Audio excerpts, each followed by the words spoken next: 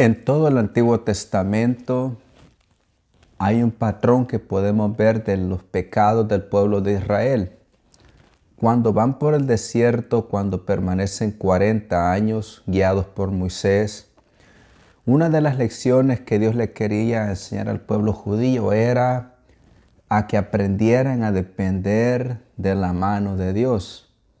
Por eso es de que Dios obra tantos milagros, hace que crucen el Mar Rojo, sale agua de la roca, les da codornices, les da el maná, porque Dios les quiere enseñar que aprendan a depender como un niño depende de su padre.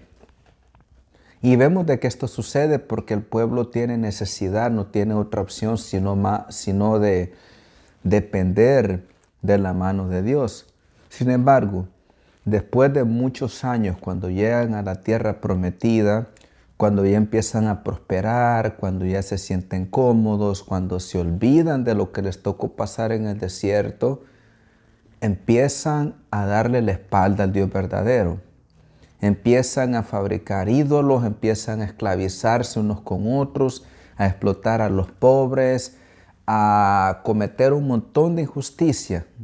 La comodidad, la estabilidad, cuando todo parece que está bien, lo lleva a que se olviden del Dios verdadero. Eso es lo que está pasando en la primera lectura del profeta Oseas.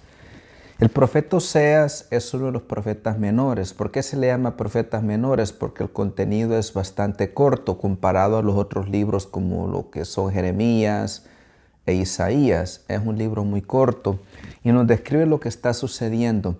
Era un momento cuando el pueblo se había alejado de Dios. Vamos a leer una línea en lo que dice.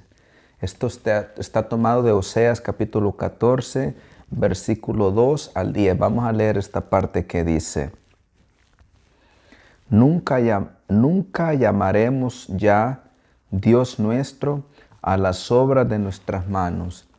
¿Qué quiere decir esto? Que el pueblo se había olvidado del Dios verdadero una vez más. Estaban llamando dioses a las cosas que fabricaban. Habían puesto su confianza en el poder, en el dinero, en la economía, en todas estas cosas. Se habían olvidado del Dios verdadero y habían ido tras ídolos falsos. Por eso Dios les dice: vuelvan a mí, regresen a mí.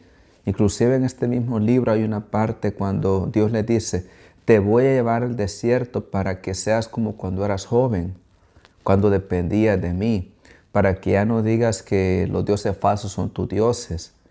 La pedagogía de Dios, de cómo Dios nos enseña. Pensando en todo esto, cómo el pueblo judío en momentos de escasez, en momentos de prueba, dependían del Dios verdadero. Cuando todo está bien, se alejan de Dios. Es un patrón que vemos en todo el Antiguo Testamento. Miremos un poquitito a nuestro alrededor lo que está pasando. Estoy seguro que debido a esto del coronavirus, lo que está pasando, la incertidumbre que hay especialmente aquí en Estados Unidos, no se sabe exactamente qué es lo que va a pasar en los próximos días. Estoy seguro que bastante gente por miedo más que todo han empezado a buscar de Dios. Pero estoy seguro que lo que los está motivando puede ser el miedo, pero después cuando todo se normalice, algunos ya no van a perseverar en su fe, van a darle la espalda a Dios nuevamente, porque esta es nuestra condición. El pecado se sigue repitiendo, el pecado del orgullo, el pecado más grande que el ser humano, y todos estamos incluidos en esto, es aquel que nos hace creer que somos autosuficientes, que yo soy mi propio Dios, que no tengo que depender de nadie. Esos son puras ideas equivocadas porque tenemos que aprender a depender del Dios verdadero.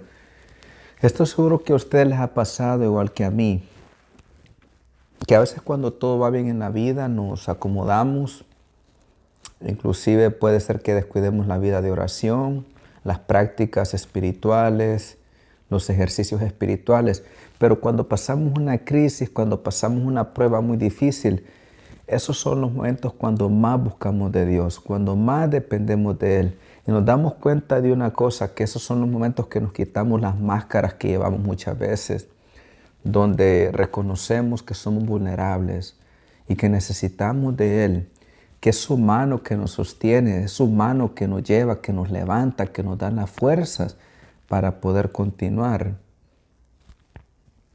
Pidámosle al Señor, hermanos, todos los días que nos dé esta gracia, porque es una gracia que tenemos que pedir, que aprendamos a depender de la mano de Dios.